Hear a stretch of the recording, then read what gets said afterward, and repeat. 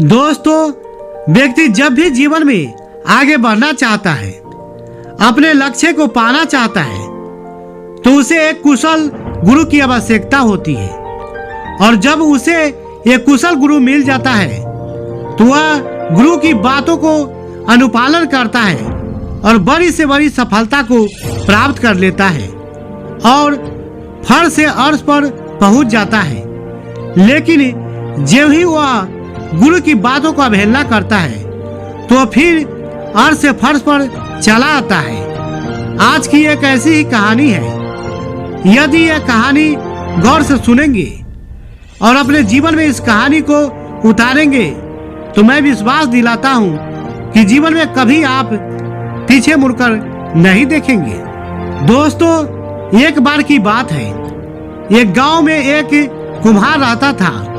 वह अपने परिवार का अच्छे से पालन पोषण करता था। उस कुम्हार का एक बेटा था जिसकी उम्र 15 साल की थी। वह लड़का खेलता कूदता और पढ़ाई करता था और कभी कभी अपने पिता को माटी के घड़े बनाने में मदद भी करता था। जब लड़का घड़े बनाता था तो वह घड़ा अपने पिता को बताता और पूछता कि पिताजी घड़ा कैसा बना है। तो उसका पिता देखता और बोलता, घड़ा तो अच्छा बना है, लेकिन इसमें एक कमी है, उसको ढूंढो और ठीक करो। तो लड़का उस घड़े को और अच्छे से देखकर उसमें सुधार कर देता और हर बार जब लड़का घड़ा बनाता तो हर बार अपने पिता से पूछता कि पिताजी घड़ा कैसा बना है। तो उसका पिता देखता और बोलता, घड़ा तो अच्छा बना है, लेकिन इसमें एक कमी है, उसको ढूंढो और ठीक करो। हर बार कुम्हार यही बोलता तो बच्चा उस घड़े को दोबारा से देखता और फिर उस घड़े को और अच्छे से गोलाई देता। अब धीरे धीरे वह लड़का इसी तरह घड़े को बनाने लगा और अपने पिता से पूछता तो कुम्हार उसे वही जवाब देता कि इसमें थोड़ी कमी है, देखो और इसमें सुधार करो। और लड़का उसे देखकर ठीक कर देता और अच्छे से उस घड़े को गोलाई देता। और ऐसा होते होते एक समय ऐसा आया कि मार्केट में उस लड़के का घड़ा 500 रुपए का बिकता और उसके पिता का घड़ा 400 रुपए में बिकता। अब कुछ दिनों ऐसा ही चलता है और लड़का घड़ा बनाते समय फिर अपने पिता से पूछता है कि पिताजी घड़ा कैसा बना है।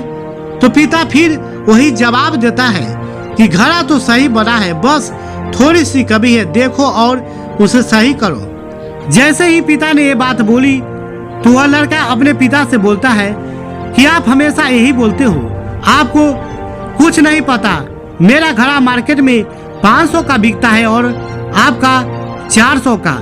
मेरा घड़ा अच्छा बना है और आप हमेशा कमी निकालते हो। तो पिता चुप हो जाता है और फिर बोलता है, ठीक है बेटा, तुम्हें जैसा अच्छा लगे बना। और फिर पिता अपने काम में लग जाता है और लड़का अपने काम में लग जाता है। अब धीरे धीरे जो लड़का रहता है उसकी सेल गिरने लगती है, लेकिन जो पिता रहता है उसके घड़े अब भी 400 के ही बिकते हैं। तो वह लड़का हैरान होने लगता है कि ये क्या हो रहा है। कुछ दिनों बाद उसके घरों की कीमत और कम होने लगी तो वह परेशान हो जाता है और कुछ दिनों बाद परेशान होकर अपने पिता के पास जाता है और उनसे बोलता है कि ऐसी ऐसी बातें हैं, मेरे घरे अब कोई लेता ही नहीं है।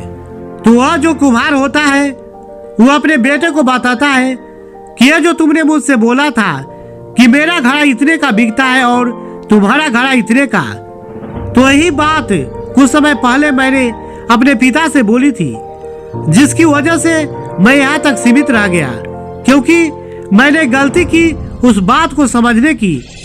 लेकिन तुम इस बात को समझो कि कोई भी काम हम करते हैं तो उसमें कुछ न कुछ कमी रही जाती है और उस काम को अच्छे से किया जा सकता है।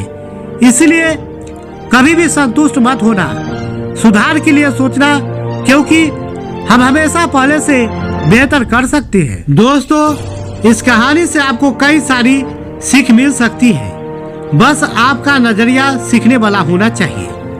हमारा जो गुरु होता है वो हमेशा आगे बढ़ाने का प्रयास करता है और जो गुरु बोले उस बात को मानकर काम करना चाहिए, बिना प्रश्न पूछे। लेकिन गुरु भी सोच समझकर बनाना चाहिए। हमें कभी भी अपने आप में संतुष्ट नहीं होना चाहिए। उसको और अच्छा से कैसे कर सकते हैं, इस पर ध्यान और लगन से काम करना चाहिए। किसी भी काम में कभी भी हमें घमंड नहीं करना चाहिए, क्योंकि जब घमंड आता है तो हमारे सोचने समझने की शक्ति को खत्म कर देता है। तो जैसा कि इस कहानी में बताया गया है कि हमें कभी भी संतुष्ट नहीं होना चाहिए।